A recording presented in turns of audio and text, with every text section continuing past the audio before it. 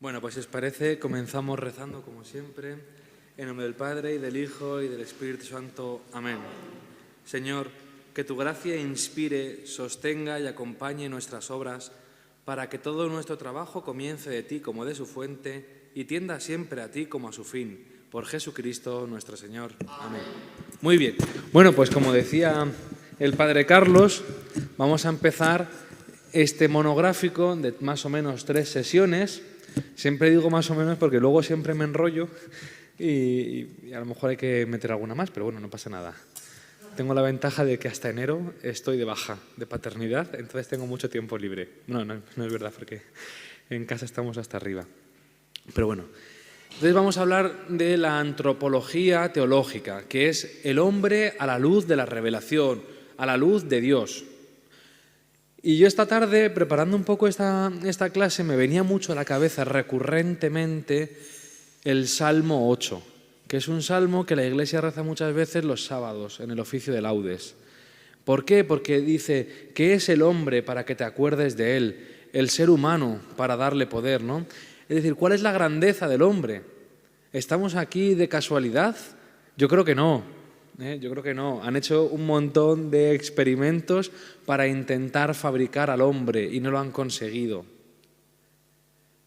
Hablaremos de ello, ¿no? Porque es importante saber lo que es el alma, que es lo que le falta a la ciencia, que no la puede crear, porque el alma la crea Dios directamente en el momento de la concepción, en el momento en que aparece el hombre, le infunde el alma.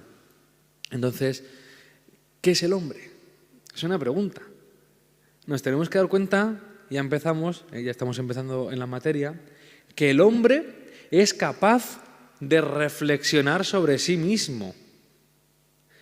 Tú por la mañana abres los ojos y te das cuenta de que estás, que podías no estar, pero estás. Tú te das cuenta de que tienes 2 manos, de que ves, de que oyes, pero en este darte cuenta también te das cuenta de que piensas. Y te das cuenta de que piensas acerca de ti mismo. Ya no solo piensas sobre el que tienes enfrente, sino que te das cuenta de que estás haciendo una autorreflexión. Estás viendo cómo eres. Esto nadie más lo puede hacer, el resto de especies. Es el hombre el que se da cuenta de su existencia. El hombre no solo vive, sino que además se pregunta por su identidad y toma decisiones que le orientan a vivir. Porque en nosotros hay una parte muy instintiva que nosotros vamos trabajando desde pequeños. Por eso a los niños pequeños no hay que darle muchas explicaciones. Trabajamos lo básico, corregimos el instinto. ¿Puedo comer más galletas? No. ¿Por qué? Porque no. Porque te vas a poner malo. No hay que hacer grandes razonamientos. Hay que ir enseñándoles a gestionar esos impulsos que en nuestra naturaleza pues están, ¿no? Porque nosotros somos capaces de negarnos a los instintos. Y aquí aparece un problema de la sociedad hoy en día, que no es capaz de negarse a los instintos, que no es capaz de negarse a tenerlo todo ya. Y creo, a lo mejor me equivoco, pero que gran parte de culpa es este cacharro, es el móvil. ¿Por qué? Porque con un clic lo tienes. Yo el otro día necesitaba comprar una cosa para mi mujer y te metes en Amazon, que no tengo nada en contra de Amazon, está muy bien, pero en 2 clics lo tienes y al día siguiente lo tienes en la puerta de tu casa, ¿no? Nos estamos acostumbrando, era una máquina de coser, ¿no? Entonces nos estamos acostumbrando a tenerlo todo en el momento, a no saber esperar, por ejemplo. Qué importante es hacer que los niños esperen, que se aburran. Estamos matando la imaginación porque les ponemos pantalla, les ponemos videojuegos constantes, que no está mal tener un rato de videojuego, no está mal ver una película en familia, pero constantemente tenerles entretenidos hacen que no desarrollen la imaginación, por ejemplo. Y cuando hablamos de por qué hablar de antropología teológica o de antropología, porque creemos que el mundo está necesitado de esto, porque el mundo no sabe lo que es el hombre, y ahí aparece el aborto, de no saber qué es el hombre, de no saber cuándo empieza a existir el hombre, el aborto, de no saber cuándo acaba el hombre, de como no sabemos qué es el hombre, no sabemos cuándo acaba su vida, la eutanasia. Como no sabemos la naturaleza sexual del hombre, aparece todo esto de las leyes de identidad de género, toda la teoría del género, ¿no? ¿Qué es el hombre? Pues vamos a hablar un poquito de esto, ¿no? La antropología teológica al final es qué dice la revelación, qué dice la Iglesia, qué dice Dios acerca del hombre. Porque fijaros, dice otro salmo, los salmos son maravillosos. Os animo a que cuando recéis el oficio divino o recéis los salmos, los meditéis. Pero hay un salmo que dice, eres el más bello de los hombres, en tu boca se derrama la gracia. Lo hace en referencia a Jesucristo, que es el más bello de los hombres. Pero aquí cuando decimos bello, no solo nos estamos refiriendo a guapo, que también, sino a la belleza en plenitud. Es decir, ¿qué es el hombre? Jesucristo. Jesucristo es el hombre ideal. No ideal en cuanto a que es el hombre que toda mujer quisiera casarse, no, sino que es el paradigma de hombre. ¿Quieres ser hombre? Cuando digo hombre me refiero hombre y mujer, al hombre, en esencia, al ser humano. ¿Quieres ser hombre?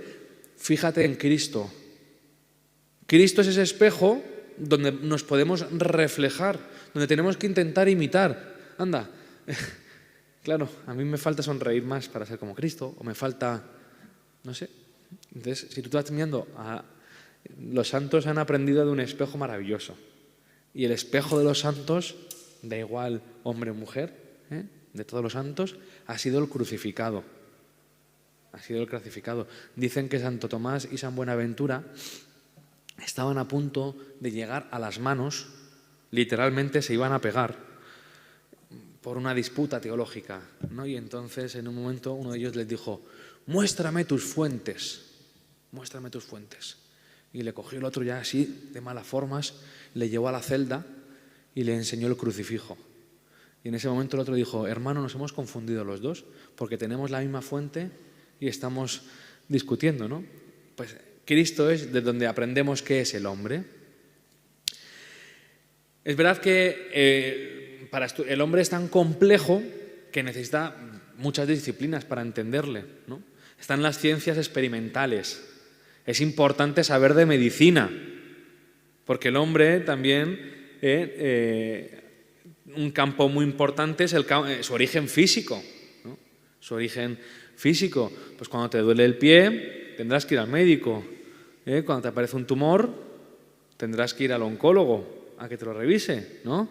Cuando te aparece una enfermedad, el médico. También desde el punto de vista de la biología, ¿no?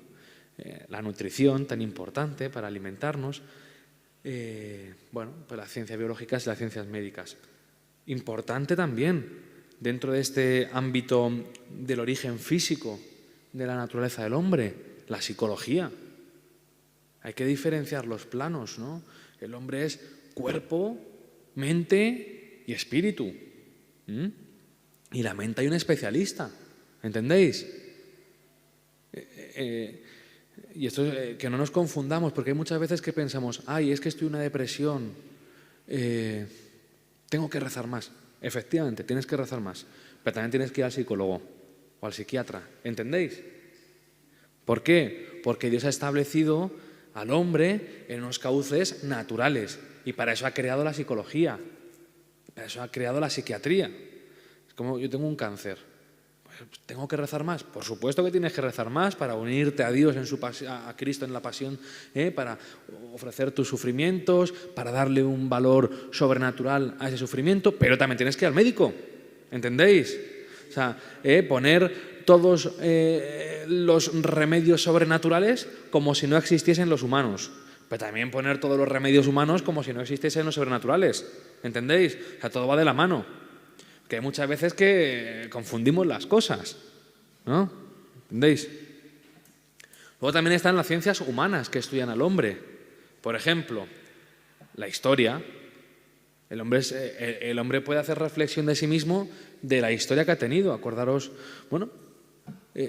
dicen que en Auschwitz está escrito que el hombre que olvida su historia está condenado a repetirlo, ¿no? Es decir, tenemos que tener en cuenta nuestra historia. Es una ciencia humana que estudia al hombre. La economía son las relaciones que establecemos socialmente, ¿no? la cultura, bueno, un montón de saberes humanos. Y luego también está la ciencia teológica. ¿Qué es lo que dice la escritura del hombre? ¿Qué es lo que dice el magisterio? ¿Qué es lo que dice la tradición? Bueno, pues tenemos que tener un cierto equilibrio entre estos saberes, ¿no? Yo aquí también me gustaría hacer un pequeño excursus, ¿no? Hablar de San Juan Pablo II en esa carta que tiene la Fides et Ratio, fe y razón, porque esto es muy importante para hablar del hombre.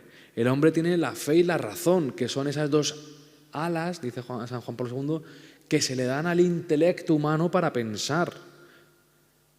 Y no podemos suprimir una de las dos, sino que las dos se complementan y se ayudan mutuamente, porque la razón tiene un límite. Y a donde no llega la razón, llega la fe. Ejemplo, acabamos de celebrar la Eucaristía. Racionalmente, yo no entiendo que ese trozo de pan sea el cuerpo del Señor. Y la razón no lo entiende. Y a lo que la razón no entiende, la fe lo confiesa. ¿Entendéis? La fe suple donde la razón no llega. Pero no son contrapuestas. También es verdad que la fe es razonada. Aunque yo no llego a entender que Cristo esté en ese trozo de pan, sí que puedo hacer un razonamiento, un discurso lógico, ¿no? De, oye, es Cristo, puede hacer lo que quiera, es Dios, es el Señor del universo. Y en esa entrega libre de amor adelanta, ya lo vimos cuando vimos la Santa Misa, ¿no? Entonces, el hombre tiene que utilizar estas dos herramientas, la fe y la razón. Dice San Juan Pablo II que una fe que no se razona no es una fe católica. Ahí están todos los santos teólogos, ¿no? La escolástica, bueno, todos. San Agustín antes, intentando razonar los dogmas, intentar darles explicaciones. Y algunos han confundido. San Agustín metió la pata en alguna cosita también que dijo. Pero no es que seas santo por hacer teología, no, eres santo por amar a Dios. O sea, Santo Tomás, que es importantísimo en la historia de la teología, no es santo por escribir la Suma Teológica. De hecho, si os acordáis, la quemó. Menos mal que su secretario le paró y la escondió, pero él la quería quemar, la Suma Teológica, porque estaba celebrando la Eucaristía y entonces el Señor le dijo: Tomás, ¿qué deseas? Has escrito mucho y muy bueno de mí, ¿qué es lo que deseas? Y entonces Santo Tomás le dijo: a Dios, a vos mismo, ¿no? A vos mismo. Y entonces ahí pues tuvo ese matrimonio espiritual con el Señor, esa unión mística que los santos tienen. Desde entonces él experimentó lo que es la unión con Dios y después de eso todo lo que había escrito le parecía basura. Dice, no es nada en comparación con lo que yo he experimentado. Desde entonces su cuerpo estaba siempre a más de 40 grados. No se murió, ¿no? Pero al final, ¿por qué? Porque estaba ardiendo del amor de Dios. Ardiendo del amor de Dios. Dicen que cuando escribía la teología, muchas veces se acercaba al sagrario y apoyaba su frente en el sagrario, ¿no? Diciéndole, Señor, que yo no llego. Porque si lo entendiese, como diría San Agustín, si lo entiendo ya no es Dios, ¿no? Es santo porque ha amado mucho. ¿Por qué digo esto?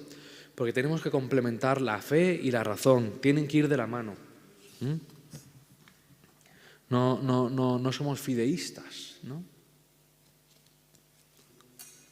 Fideísta es el que todo lo justifica por la fe, ¿no? Es decir, sí, pero es una fe que se razona. Bueno, pues vamos a ver qué es lo que vemos en el Antiguo Testamento. Vamos a empezar en este estudio del hombre, en la Escritura. Pues vamos a empezar por el Antiguo Testamento, si os parece bien, porque está al principio. Y ya luego llegamos, como la historia se desarrolla, ¿no? Bueno, pues en los primeros capítulos del Génesis ya aparece la creación del hombre. Hablaremos de ello. También vamos a encontrar los lugares donde se habla del hombre en la historia de la alianza.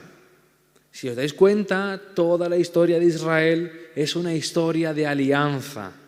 Y ahí nos surgirá la pregunta de qué fue antes, si la creación o la alianza. Ojo, que es una pregunta muy interesante, porque temporalmente primero fue la creación, pero en la mente de Dios primero fue la alianza. El hombre está hecho para unirse a Dios. El hombre está hecho para la amistad con Dios, que vamos a perder por el pecado. Pero el hombre está hecho para la alianza, para unirse a Dios. Todos los que estamos aquí, dirá San Pablo, nos hace a nosotros referencia, Dios quiere que todos los hombres se salven y lleguen al conocimiento de la verdad. ¿Y qué es la salvación? La amistad con Dios, la amistad perfecta con Dios. Es lo más bueno que podemos tener, ¿no? Bueno, hemos hablado de la alianza. Ya hemos hablado un poquito de qué significa una alianza. La alianza con Dios la vemos muy gráficamente cuando la establece con Abraham. ¿Os acordáis? Con Abraham va a hacer la alianza y creo que os lo he contado, pero si no os lo repito, cómo se hacía la alianza en el pueblo de Israel. Cogían un animal, por ejemplo un toro, y lo partían por la mitad. Y lo abrían en canal y lo ponían en el suelo. ¿Vale? Y entonces las dos personas que iban a hacer la alianza, por ejemplo un contrato, tenían que pasar por medio de estos animales partidos y decir que nos pase como a estos animales si no cumplimos lo pactado en esta alianza, que nos parta un rayo, ¿no? Que nos parta por la mitad, ahí que te parta un rayo. Entonces Abraham va a hacer la alianza con Dios y ha partido los animales. Pero ¿qué pasa cuando va a hacer la alianza? Que se queda dormido y solo pasa Dios por medio. ¿Y por qué? Esto es muy importante. Porque la iniciativa del hombre, la iniciativa de la salvación es de Dios. ¿Entendéis? Aquí Dios está diciendo, oye, que me voy a dar entero, que me voy, hablando humanamente, que me voy a partir el pecho por ti, que me da igual lo que me hagas, que yo apuesto por ti. Vamos a ver que en la historia del pueblo de Israel, Israel reniega un montón de veces de Dios y sin embargo Dios no reniega nunca de Israel. Vuelve a hacer la alianza, vuelve a sellar la alianza, hasta que al final llegue la alianza definitiva. ¿Cuál es la alianza definitiva? La entrega de Cristo, la muerte de Cristo. Ya no nos puede dar más. Nos ha dado todo lo que tiene a su Hijo. Es lo que vamos a leer el domingo que viene en el Evangelio. Es la parábola de los trabajadores homicidas, ¿no? Que tienen una viña. Bueno, voy a mandar a unos trabajadores y los matan. Bueno, voy a mandar a mi hijo, a ver si a este por lo menos le respetan. Y se lo cargan. Eso es lo que hemos hecho nosotros con Jesucristo, ¿no? Bueno, el hombre está hecho para la alianza. Y vamos a hablar también ahora de la creación del Génesis. Hay dos relatos, lo sabéis, ¿no? Si lo cogéis el Génesis, tenemos en el capítulo 1 el primer relato del hombre. Es más, habla más, es el que se lee en la noche de Pascua, en la vigilia pascual. Pasó un día, pasó la noche, el día primero. En el segundo día pasó un día, una noche, el día segundo, ¿no? Entonces vamos viendo cómo Dios crea el mundo, Dios crea de la nada, importante, Dios crea de la nada. No es como nosotros no podemos crear de la nada, ojalá, pero no podemos. Nosotros transformamos lo que ya existe. Yo soy químico y de esto algo sé. Yo no creo de la nada, sino que recombino los elementos para formar otros compuestos, pero con un sustrato inicial. ¿Entendéis? Pero yo no. Sin embargo, Dios lo que piensa lo crea. Fijaros qué bonito. Tú eres un pensamiento de Dios. Yo soy un pensamiento de Dios. Dios que piensa en mí me da la existencia. Y como sigo existiendo y voy a existir para toda la eternidad, significa que Dios no deja de pensar en mí. Porque si Dios dejase de pensar en mí, yo no existiría. ¿Entendéis? Qué bonito ser un pensamiento de Dios, ¿no? Esto que dicen de que a los árboles altos los lleva el viento y a los enamorados el pensamiento. Dios está enamorado de mí, porque estoy en su pensamiento, soy un pensamiento de Dios, ¿no? Y entonces este primer capítulo del Génesis, que es el primer relato, el sacerdotal, vamos a ir viendo cómo se crea el mundo. Y el último día crea al hombre. ¿Esto qué significa? Que el ser humano es la cima del universo visible. Es decir, somos los mejores. Somos la criatura más perfecta de Dios, de todo lo que ha creado, en la creación visible. porque primero crea los peces. Que los peces están muy bien. Yo la semana que viene, si Dios quiere, me iré unos días a pescar, porque me encanta pescar y está muy bien. Y luego pues en diciembre pues será la matanza, ¿no? Y mataremos el gorrino porque es un animal, ¿no? Y está bien, pero no es un hombre, ¿entendéis? De ahí este relato nos introduce en el verdadero ecologismo, este ecologismo del que habla el Papa. Yo os lo recomiendo a todos, leeros la carta Laudato Si sobre el cuidado de la naturaleza, en el que la cima de la naturaleza es el hombre. Lo primero que tenemos que cuidar es el hombre. También tenemos que cuidar la naturaleza, porque es donde vive el hombre. Porque sabemos que hay problemas humanos, por ejemplo, por la avaricia del hombre con la naturaleza. Si yo me quedo con los recursos naturales y no se los doy al que vive al lado, le estoy privando de la naturaleza, ¿entendéis? De los recursos necesarios para vivir. Bueno, eso por un lado. De este relato podemos aprender 3 cosas. La primera, la hemos hablado, el hombre es cima de la creación. Y esto nos habla de que ha sido creado a imagen y semejanza. Ahí radica la dignidad del hombre, que somos imagen y semejanza de Dios. Creó al hombre a su imagen y semejanza. Y como somos imagen y semejanza de Dios, somos llamados a la comunión. No solo a la comunión sacramental, que nos quedarán muchos siglos hasta que lleguemos a ese momento, sino a la comunión interpersonal. Dios, la Santísima Trinidad, en esencia es familia, es comunión de personas, Padre, Hijo y Espíritu Santo, íntimamente comunicados, dándose, entregándose. Estamos llamados, ¿no?, a la comunión. 2. Todo individuo es imagen de Dios.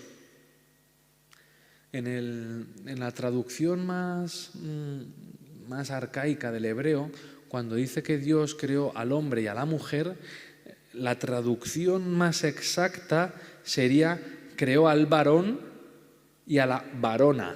¿Entendéis? No son 2 palabras distintos, sino que es la feminización del masculino hombre, al hombre y a la hembra. ¿Entendéis? ¿Por qué digo esto? Porque hay muchas veces que parece que hombre y mujer son contrapuestos. No, hay que entenderlos como que son complementarios. Son complementarios, no contrapuestos. Hoy en día nos intenta vender que el hombre tiene que estar enfrentado a la mujer o que el hombre es enemigo de la mujer. No, tiene que ser complementario. Y fruto de esa complementariedad se da la vida. Ahí lo vemos. Que tenemos a Rosa, esperando un niño. Fruto de esa complementariedad. Si fuésemos iguales, no se podría dar esto. Luego también, en este relato nos habla de que el hombre está llamado importante. Y esto es muy importante y a mí en mi vida ha sido muy importante. O sea, aquí os abro un poco mi corazón. Que el hombre está llamado a la fecundidad. A la fecundidad. ¿Y por qué digo esto? Porque muchas veces confundimos fecundidad con fertilidad. ¿Entendéis? El hombre está llamado a la fecundidad, a ser fecundo. Dios dice, sed fecundos. Y se lo dice a todo el hombre, no solo a los casados. El sacerdote es fecundo en su ministerio, engendra vidas. Por eso le llamamos padre, porque engendra vidas a través de los sacramentos, del bautismo, el acompañamiento espiritual. ¿Cuántas veces nos hacen renacer en el sacramento de la confesión?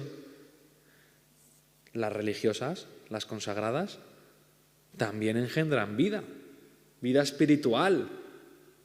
¿Cuántos santos han salido de una conversación con una religiosa, del acompañamiento de una religiosa?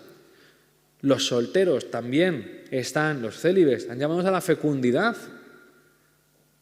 Esa fecundidad que se traduce en ganar almas para Cristo. ¿Entendéis? Y luego, en el matrimonio, está llamado a la fecundidad.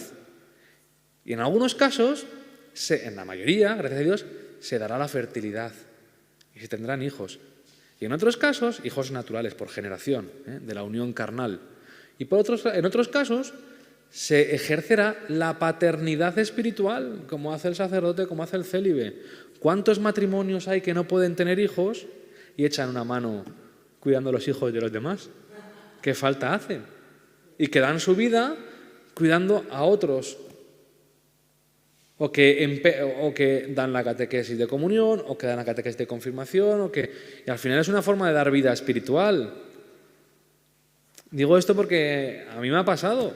A nosotros nos costó mucho tener al primer hijo, ¿no? Entonces al final tienes que volcar tu paternidad de alguna forma. Porque está llamado a la fecundidad, porque el hombre, hay un libro que a mí me gusta mucho, no es religioso ni muchísimo menos, pero sí que tiene que es Feria, se llama Feria, de Ana Iris Simón, que es una periodista del País. Y ese libro es constantemente una sed que ella tiene, me da la sensación, ¿no?, de esta fecundidad, de la búsqueda de esta fecundidad, de esa donación, ¿no? Bueno, esto del primer relato, ¿veis todo lo que estamos viendo del hombre, a lo que estamos llamados? Que no se me olvide nada. El segundo relato. Otra forma de ejercer la paternidad, como está indicando Mariano, es, por ejemplo, la adopción, la acogida. También. Ahí es una paternidad, yo diría que casi como la que se ha engendrado, porque es imagen también de lo que ha hecho Dios con nosotros. Coger a alguien que no tiene nada que ver conmigo y hacerlo mío. Eso es lo que ha hecho Dios con nosotros. El segundo relato, que lo encontramos en el segundo capítulo del Génesis, ya no está tan ligado a la creación, sino nos habla un poco, o hace hincapié, profundiza en el misterio del pecado. Ahí donde aparece el pecado original. Se puede dividir en tres partes. Primero, la creación del hombre. Segundo, la descripción del paraíso. Y tercero, la soledad de Adán. Adán está solo. Y Dios le creó la ayuda adecuada. La ayuda adecuada. Fijaros, no la sirvienta adecuada. En el rito hispano-mozárabe, que es el rito que se daba en la península durante la ocupación musulmana y que ahora se conserva en la Catedral de Toledo, al acabar la boda, el sacerdote coge la mano de la esposa y se la entrega al esposo, diciéndole unas palabras que a mí me parecen muy bonitas. Compañera te doy, que no sierva. Ámala como Cristo ama a su iglesia. Compañera es la ayuda necesaria. ¿Y esa ayuda para qué es? Es la ayuda necesaria para ir al cielo. Ya está. Eso es la vocación matrimonial. Ayudarme de una y ella ayudarse de mí para ir juntos al cielo. Y si se muere antes mi marido, pues desde el cielo te sigue ayudando a que algún día te llegues a estar con él. En esa unión donde ya vais a estar, vais a ser más felices que en toda vuestra vida juntos. Porque vais a estar cara a cara con el Señor. Bueno, vemos en este segundo relato la condición frágil del hombre. ¿Frágil por qué? Porque en cuanto que se descuida, mete la pata. ¿Acordaos del relato? No, coge y la serpiente le ofrece a Eva. Y Eva muerde. Y Eva le ofrece a Adán. Y Adán muerde. Y entonces, ahí aparece también el decir, me voy exculpando. Cuando Dios le echa la bronca, entenderle la bronca a Adán, Adán que dice, Señor, perdóname, sí, he metido la pata, perdón. No. La mujer que manda como compañera, y va a Eva, oye, Eva, no, Señor, perdóname. No dice, Señor, perdóname, no. No, la serpiente, en vez de, ¿veis? Es soberbia. En el fondo es un acto de soberbia, porque lo que hemos querido hacer es ser iguales a Dios. El demonio, oye, si coméis de este árbol, vas a ser como Dios. Y yo me lo creo y entro. El otro día leí una reflexión de un protestante muy bonita, que la voy a compartir. No sé si es del todo acertada, pero a mí me gustó mucho. Y es que ve cómo Eva dialoga con la serpiente, ¿no?, con el demonio. ¿Y Adán qué hace? Mientras tanto, a por uvas. Entonces este protestante decía que si los maridos cuidásemos y atendiésemos más a las mujeres, no estaría Eva dialogando con el demonio. Dice, en el fondo, te decía, en el pecado de Eva está la desatención de Adán. Porque a nosotros nos pasa, hay estudios psicológicos que hablan de esto. No sé exactamente los números, me los voy a inventar aunque aproximados.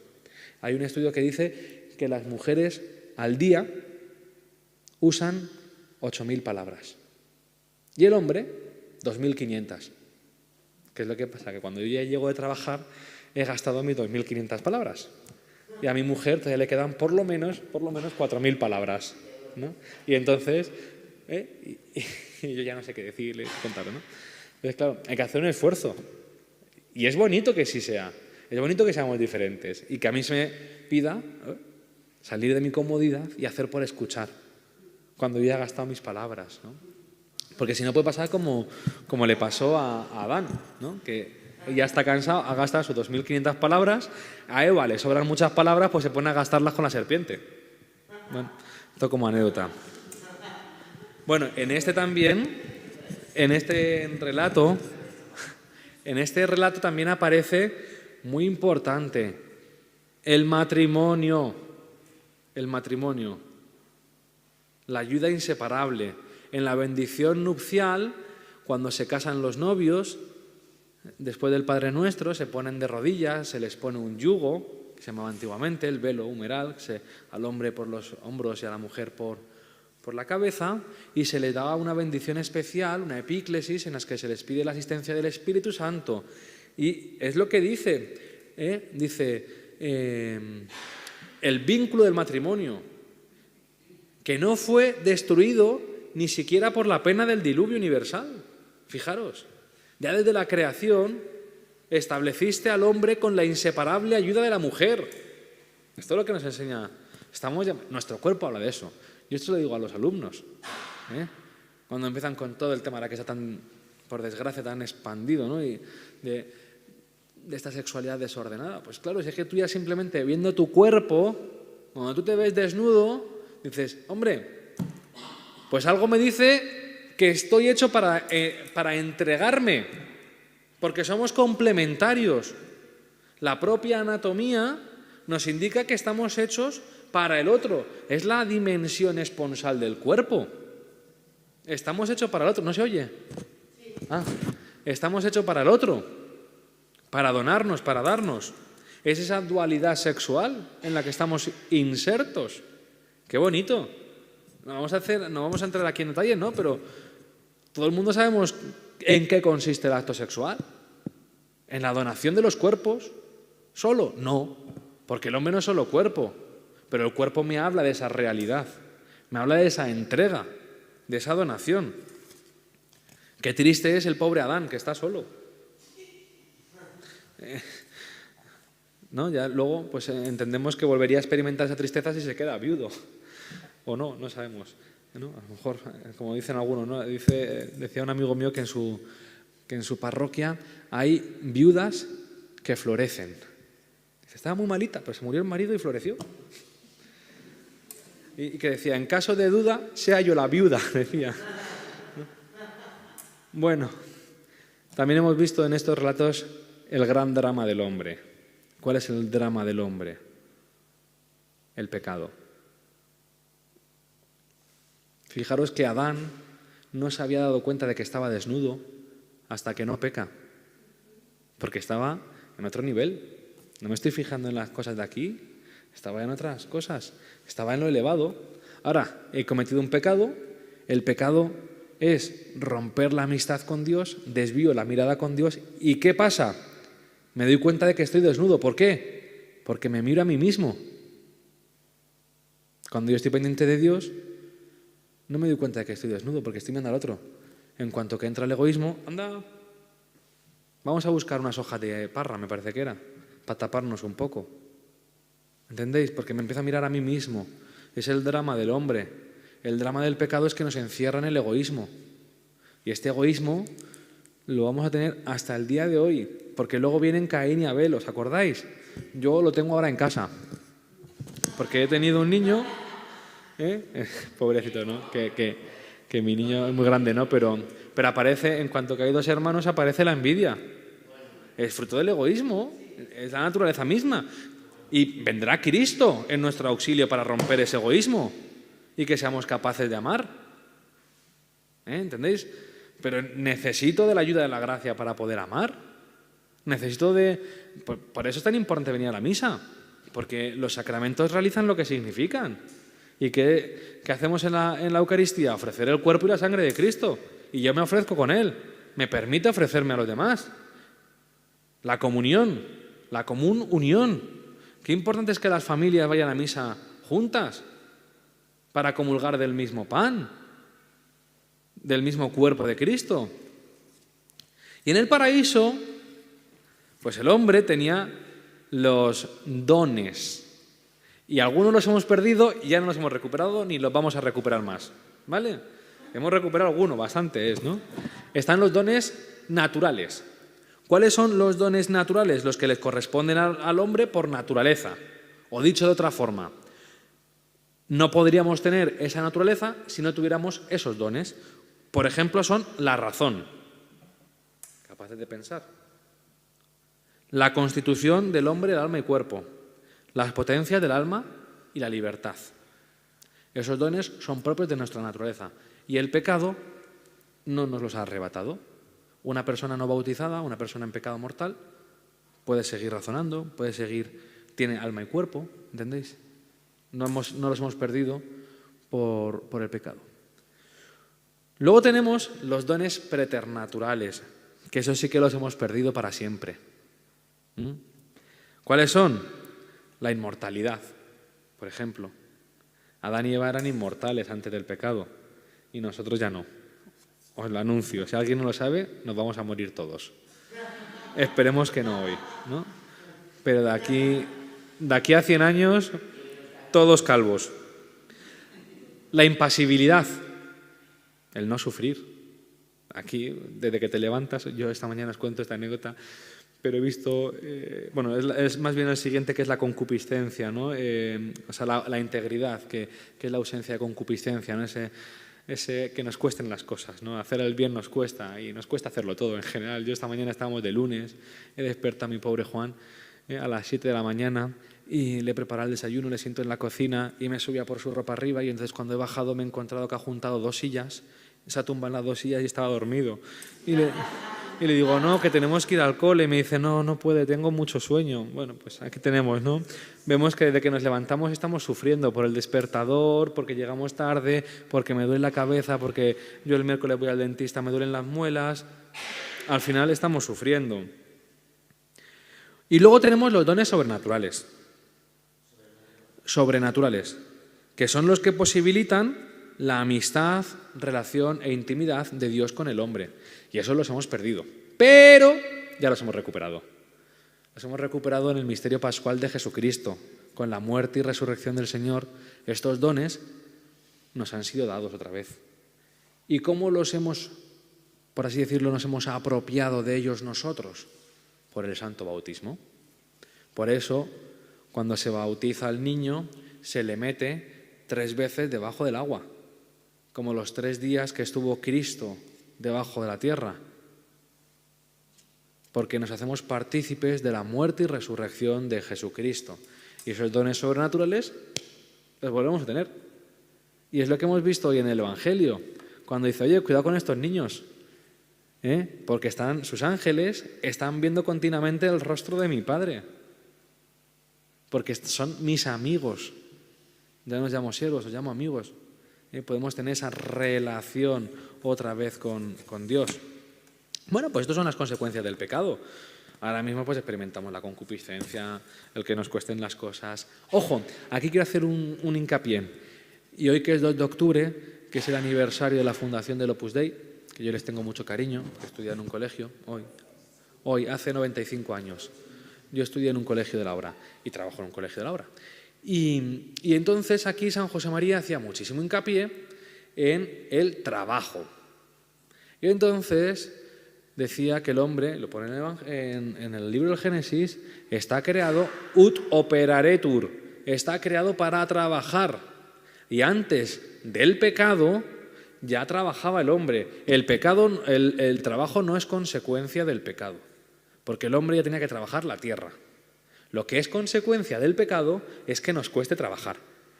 Ganarás el pan con el sudor de tu frente. Antes tenías que hacer el pan, pero no sudabas. ¡Qué maravilla! Ahora que hace tanto calor.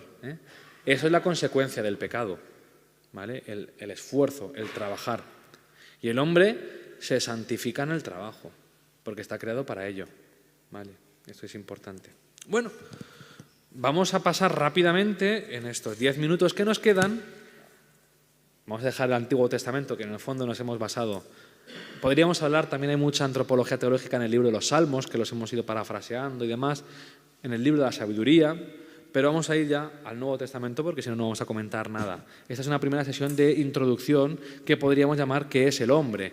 En la siguiente hablaremos de el origen del hombre, en cuanto, bueno, más que, sí, el origen, el destino del hombre, de dónde venimos, a dónde vamos, ¿no? Bueno, ¿qué nos dice el Nuevo Testamento? Lo importante, ¿qué hemos empezado hablando? De la alianza, de que el hombre está llamado a la alianza, a comprometerse con Dios. ¿Dónde está la nueva alianza? En Jesucristo, que es el Mesías. En Él se concentran las promesas de esta nueva alianza. Él es el siervo sufriente, pero también es el resucitado, ¿vale? Es el siervo sufriente, como nosotros, que sufrimos, para algún día ser resucitados. Ojo. ¿Por qué? Porque siendo el siervo sufriente, vence la malicia del pecado. Lo decía hoy muy bien el padre David en la homilía, ¿no? Sabemos que hay uno que ha atravesado el tránsito de la muerte y ha resultado victorioso. Qué consuelo, porque hasta entonces nadie. Y es Cristo el que rompe la muerte. Es el Hijo. Es el Hijo de Dios. Es el artífice y modelo de nuestra filiación. Por eso decimos que nosotros somos hijos en el Hijo, porque no es la misma filiación la que tenemos nosotros con Dios que Jesucristo. Él es hijo por generación. Nosotros somos hijos por adopción. Entendéis que no es lo mismo. De hecho, si os dais cuenta, Jesús hace referencia a esto muchas veces en el Evangelio. Padre mío y Padre vuestro, Dios mío y Dios vuestro. No lo dice en un plural, no dice nuestro Padre. Y cuando les enseña, porque estarás pensando en el plural del Padre nuestro, les dice, cuando vayáis a rezar, vosotros, decid, Padre nuestro, porque Jesús, ¿cómo se refiere a Dios? Abba, papi. Papi, es un papi, es algo súper cariñoso. Nos habla también de cómo es la relación de Jesús con su Padre. Papi, Abba, Abba. ¿Te das cuenta? Los niños aprenden a balbucear, ¿no? Y en todos los idiomas nos referimos al Padre con bisílabos. Papá, en español. Yo no sé mucho de esto, ¿no? Pero sé que en los distintos idiomas es así, ¿no? Entonces en papá, daddy en inglés, ¿no? O sea, dada también, abe, dad es padre en inglés, ¿no? O sea, son bisílabos, abba, es como balbuceaban los niños, ¿no? El papa, papito, papi, ¿no? Bueno, igual que también hemos visto, ya hemos hablado de la alianza, hemos hablado antes del Antiguo Testamento de la creación.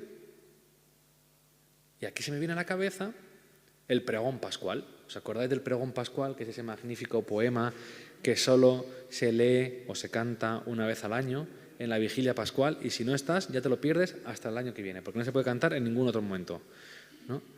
Y hay una frase que a mí me llama muchísima atención que dice: ¿de qué nos serviría haber sido creados si no hubiéramos sido rescatados? ¿No?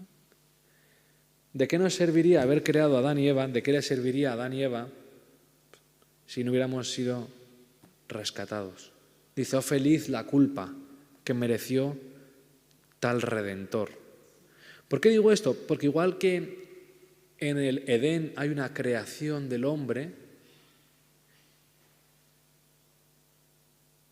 en la noche pascual, en el Calvario, que cerca está el sepulcro, la sepultura del Señor, en ese jardín hay una recreación. El hombre es recreado. Es recreado. No es lo mismo. No es lo mismo. La condición del hombre ha cambiado porque Cristo nos ha redimido. Por eso qué bonito es decir que la Iglesia es el pueblo de los redimidos, de los rescatados. que hemos sido redimidos en la sangre de Cristo. Eso es lo que celebramos en la Eucaristía. La Eucaristía es la renovación de la cruz, la renovación incruenta del sacrificio del Calvario. Eso es lo que celebramos, el precio de nuestra redención. Y esa salvación es gratis. Cristo te la da. Pero, como dirá San Agustín, Dios que te creó sin ti, no te salvará sin ti. Tienes que cooperar. ¿Tú te puedes salvar? No. ¿Por ti mismo? No. Pero tienes que cooperar.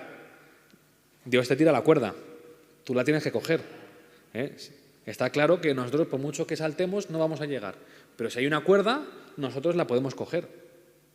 Tenemos que cooperar en la salvación. Y Dios está empeñado en salvarte. Pero tenemos que cooperar. Y esa salvación es gratuita. Tú sabrás.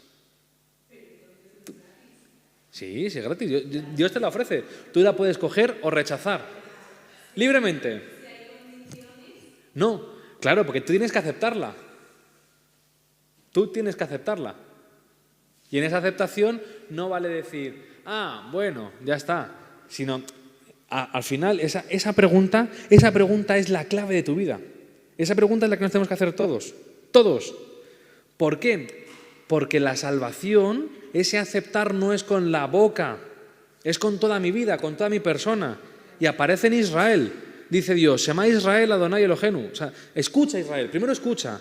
Y luego dice, amarás al Señor con todo tu corazón, con toda tu alma, con toda tu fuerza. Con toda tu fuerza también son tus obras. Eso es acoger la salvación, no es una actitud pasiva. No es como acoger a un bebé, para hacer un símil, no es ponerte así, porque si te muere el bebé, es acogerle, abrazarle, darle de comer. Eso es la salvación. Y es gratis, el bebé te ha sido dado. ¿Entiendes? Y esa es la pregunta, esa pregunta que te estás planteando, si das con la respuesta correcta te va a cambiar la vida. Porque has entendido en qué consiste la salvación. Que muchas veces la salvación no es venir a misa sin más. Que la salvación no es tener una actitud pasiva. Sino, oye, ¿cómo vengo yo a la Eucaristía? ¿Vengo yo como el sediento acude a la fuente? ¿O vengo como cuando voy al teatro a ver qué me echan hoy? A ver qué me ponen. A ver si el cura saca una casulla más bonita o cuenta algún chiste en la homilía. O voy como un verdadero hambriento. ¿Cómo voy? ¿Voy a misa por obligación? ¿O voy porque de verdad tengo hambre? ¿Doy esta limosna por desagraviar mi conciencia? ¿O porque empiezo a ver en el otro, en ese pobre, a Cristo mismo con sus llagas? Porque el Papa Francisco, dice que en la Eucaristía está el cuerpo de Cristo y en los enfermos las llagas de Cristo. En los pobres, las llagas de Cristo. ¿Abrazamos a los pobres en las llagas de Cristo? En eso consiste la salvación. No es una actitud pasiva, que a lo mejor ha comenzado así. A lo mejor en mi vida y en la tuya ha comenzado así. Y vamos a misa porque mis padres me obligan y mis hijos saben que están obligados. Ya está. Pero empezamos con una actitud pasiva, traer a los niños a la iglesia. Porque si no, luego cuando tengan 18 años te va a decir que no. Acostumbrarles desde pequeños, a los nietos, a los hijos, acostumbrarles. ¿Vale? Y llegará un momento en que, oye, que esto les pasará como te ha pasado a ti. Que esta palabra me interpela, que tiene que ver con mi vida, que no es algo ajeno. Yo soy redimido, soy rescatado, vivo como un redimido, vivo como un rescatado. Y esto se resumirá, y con esto quería terminar hoy, se resumirá en 8 puntos. 8 puntos, que es el retrato moral de Jesucristo. ¿Quieres saber cómo es Jesucristo interiormente? 8 puntos. Bienaventuranzas. Poman, Joan, milipapan, me has aprendido con esta regla mnemotécnica, ¿no? Poman, pobres, mansos, lloran, limpios, misericordiosos, ¿no? ¿Eres pobre? Esto es la pobreza de espíritu. ¿Qué es la pobreza de espíritu? A mí me parece que es la bienaventura, o por lo menos la que más me cuesta. El saber que nada tengo y que todo me lo da Dios. Todo me lo da Dios. Pero desde el trabajo que tengo, desde la comida que tengo, me han sido dados por el Señor como la ocasión propicia para la conversión.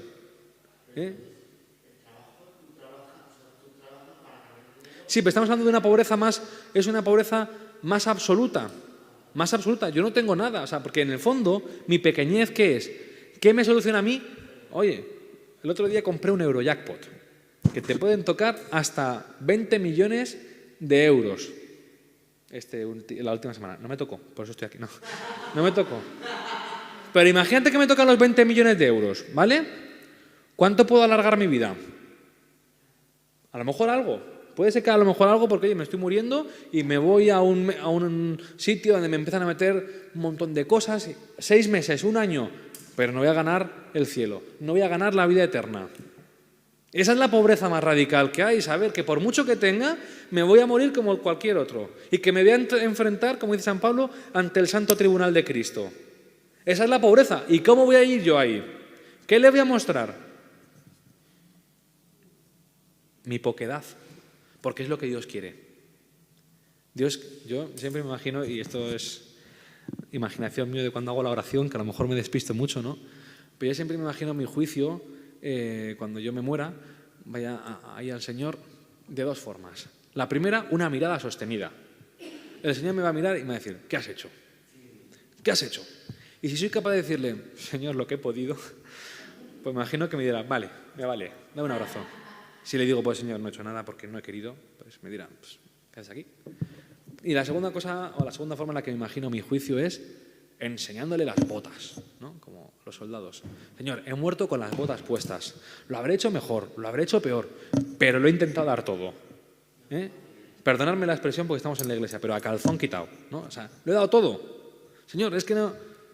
Pues me dirá, pues me vale, ¿no? Pasa al gozo del Señor, o vete un poco al purgatorio, pero luego nos veremos, ¿no? Pero yo creo que aquí han dado con la clave de la sesión de hoy. ¿Nos compromete esto?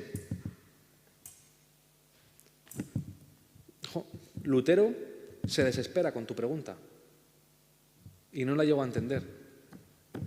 Y ahí está el problema. Ahí él pensaba que solo la fe salva, solo es necesario la fe. Y entonces Santiago, el apóstol Santiago, en su carta, dice, muéstrame tu fe sin obras, que yo te mostraré mis obras sin fe. Entonces eso a Lutero no le encaja y dice, pues lo quitamos. ¿Entendéis? Entonces, bueno, lo vamos a dejar aquí porque es la hora. La criatura más perfecta, la mujer perfecta, es la Virgen Santísima, que de ella toma Cristo la carne, ¿no? La humanidad. Pues vamos a rezarle un Ave María y luego ya hacemos las preguntas, ¿no? Levantéis si queréis sentados y así luego las preguntas van fluidas. Dios te salve María, llena eres de gracia, el Señor es contigo, bendita tú eres entre todas las mujeres y bendito es el fruto de tu vientre, Jesús. Santa María, Madre de Dios, ruega por nosotros pecadores, ahora y en la hora de nuestra muerte. Amén.